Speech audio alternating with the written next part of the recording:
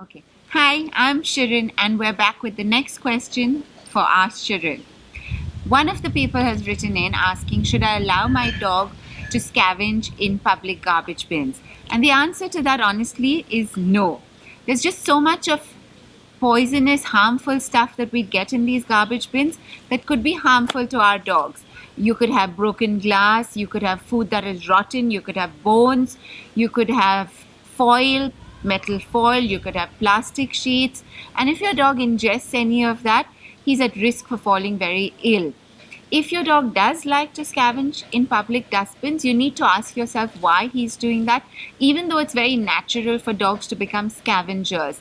Maybe take a look at your dog's diet and change that around, add a little more variation, or you could feed him a little extra food if he seems to be hungry all the time. But don't really allow your dog to scavenge in dustbins. So thank you for that question, and I'll see you next time with the next round of Ask Shirin.